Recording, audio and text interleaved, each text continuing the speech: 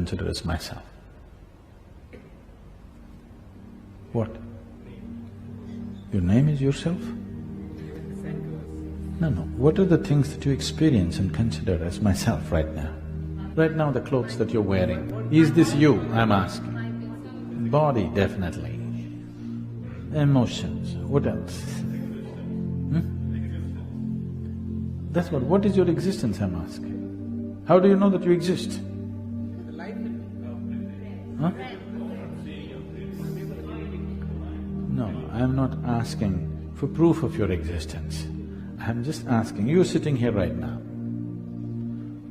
The chair that you're sitting on, is that you, I'm asking? No. The pants that you're wearing or clothes that you're wearing, is that you? No. The leg that you have, is that you? All right, body, I'm saying. Mr. Vanni Krishna, don't get it all that complicated. Body is you, isn't it, in your experience? Your mind and the mental activity, you experience as myself. Your emotions, you experience as myself. Your emotions may speak and your thoughts may speak in different voices if you have complicated your mind. And if these three things have to happen, there must be some kind of energy making these things happen, isn't it? See, right now, the technology of how exactly this microphone functions you may not know, but you know this much, it's powered. Maybe a battery cell or a nuclear station, it doesn't matter, but it's powered, that much you know, isn't it? Something is powering it up. So, your body, your mind, your emotion and your energy, these are the four things that you call as myself right now. We'll take the mind because… to start with, because they're speaking in different voices, you know. Your mind is capable of speaking in 100 different voices if you allow it, yes? Of the case studies that have happened of schizophrenia, there are people who maintained 33 different personalities, full-fledged, you know, whole breadth and dimension of a person, every aspect. 33 different personalities. But if you ask me, if you want, you can maintain 300, because that's how complex the whole structure is. So mind, because this is one thing, all the misery that a human being may go through on this planet, where is the manufacturing unit? Mumbai? It's in your mind, look at this. This is the greatest miracle, this is the greatest gift that a human being has is his mind. But now it's become a misery manufacturing machine. Why would your mind become a misery manufacturing machine? On a certain day, a lady went to sleep. In her sleep, she had a dream. In her dream, she saw a hunk of a man standing there, staring at her. Then he started coming closer, closer, closer, closer. He came so close, she could even feel his breath. And she trembled, not in fear. Then she asked, "What will you do to me?" The man said, "Well, lady, it's your dream."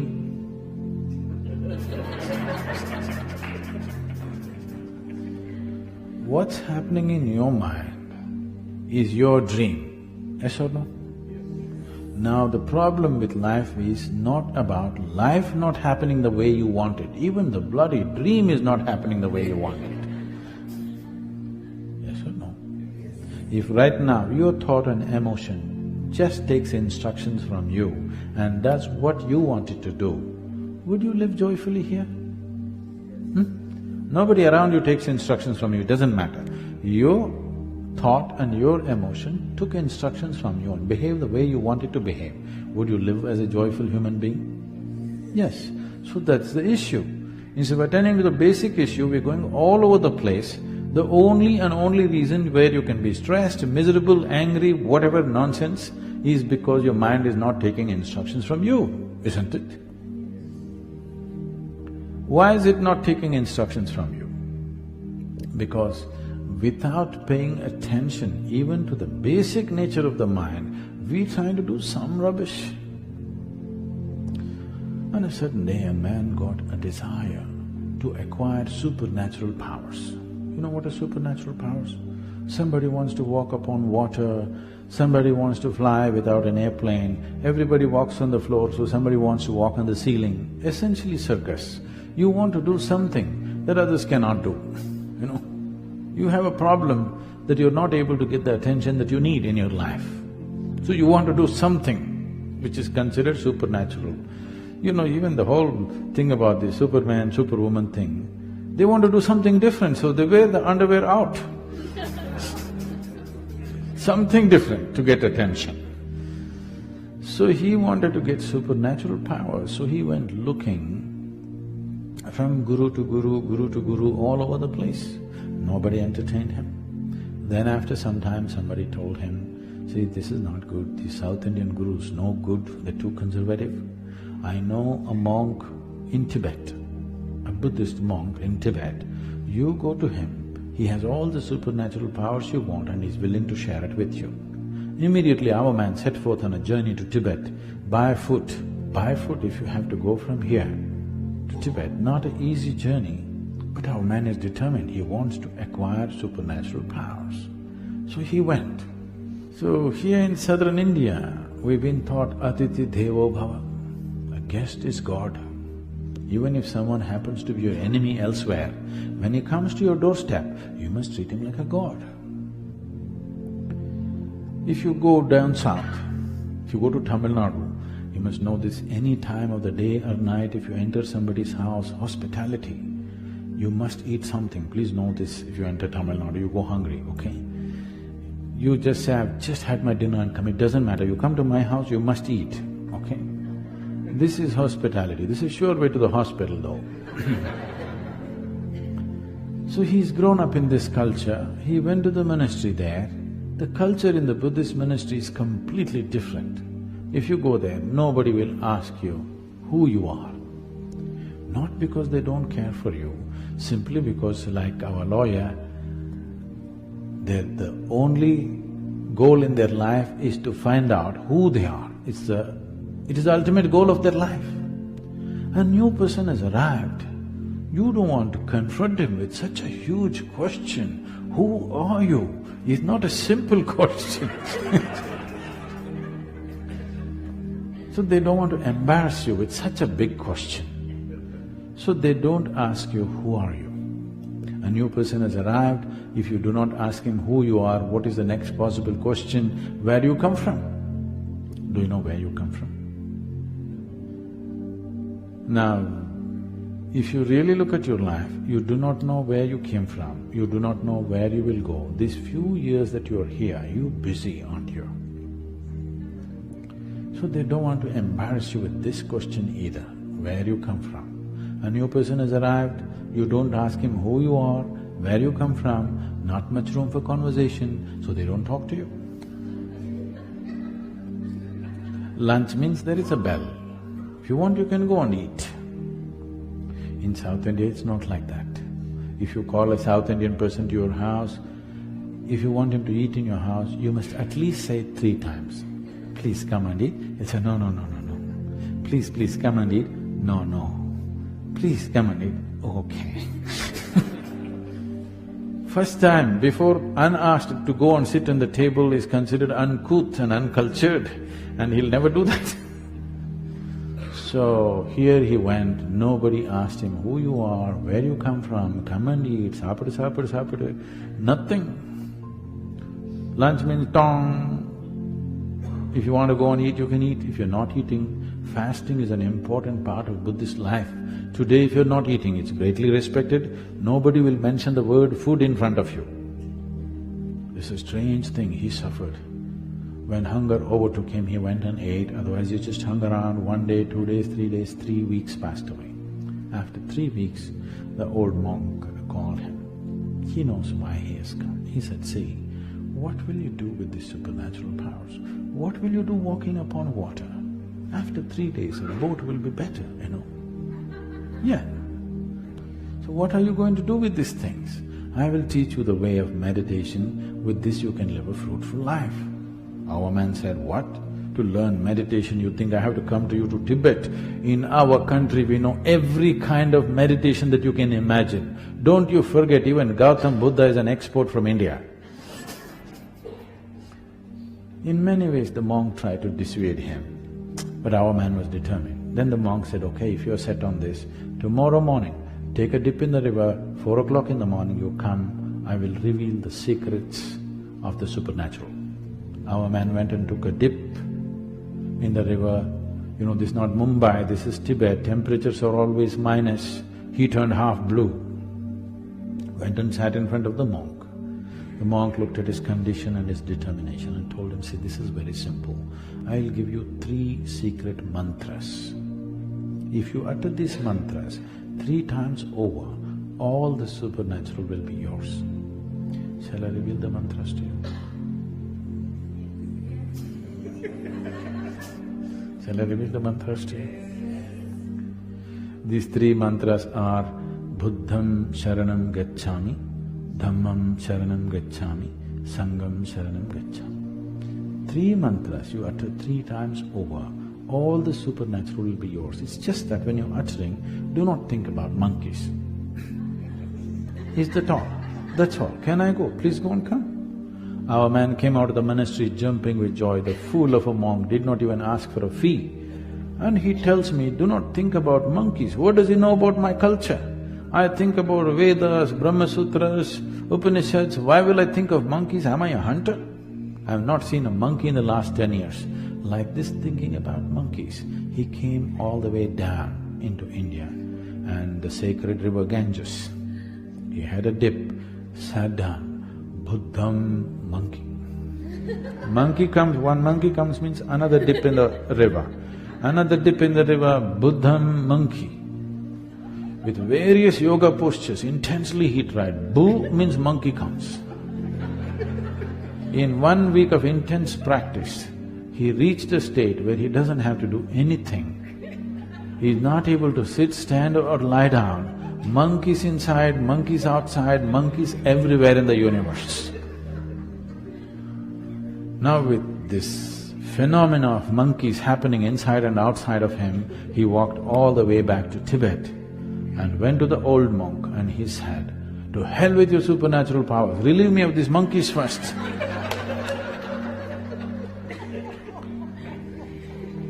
Now, this is the nature of your mind.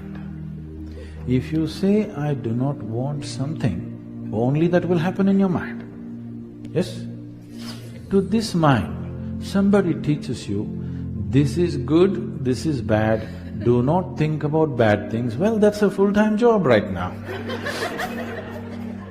The harder you have tried it, the more full of it you are. See, this doesn't take any great enlightenment. 2 minutes if you close your eyes and look at this, you can understand in this mind you cannot do anything forcefully. Yes or no? Can you forcefully remove one thought and throw it out of your mind? Is it possible? As an experiment, next 10 seconds, nobody should think of a monkey. No, it's not going to work. In this mind, there is no subtraction and division, there is only addition and multiplication. Whatever you try to do, it'll only become 1 more and 1 more. If you try hard, 10 more. No question of 1 less, isn't it? Yes or no? It doesn't need some great enlightenment. Just 2 minutes if you pay attention, you will know, this is not the way to do it. Now, because we have gone at this mind, trying to bulldoze it, against it, so many distorted positions it's taken. So we will work with this in a certain way. Solutions are of many kinds. But are you seeking a solution or are you seeking solace? You must decide. If you're seeking a solution, there is a way. What is it? You want a solace, don't worry, everything will be okay.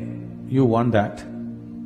People have told you this for a long time and the damn things have been happening the way they've been happening, isn't it? Yes or no? Everything will be all right, everything will be all right. Even the people who said it, even in their life, nothing is really all right. There's only one thing, whatever the hell happens with life, I will be all right, that we can achieve. yes?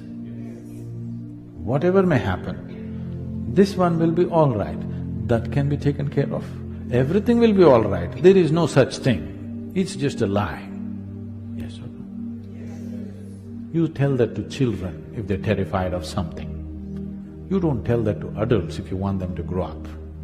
Distractions are different, a solution is different. It once happened, Shankaran Pillai went to United States of America and he started a pharmacy. One day, he wanted to leave the pharmacy and go, but there was nobody, so he asked his teenage son, just hold the place for me for 1 hour, I have something important to do, I'll be back. He went. When he came back, he saw a man in front of his pharmacy. A man was hugging a lamppost and his eyeballs were rolling wildly. He looked at this man, and then he thought, who is this guy? And then went into the shop and asked his teenage son, who is that man? Is he our customer? He said, yes, Dad, he's our customer. What was his problem? He has a whooping cough, Dad. Really, what did you give him? I gave him a box of laxatives and made him take it right here. So what? For whooping cough you give him laxatives? Why? Come on, Dad, look at him. You think he dares to cough now?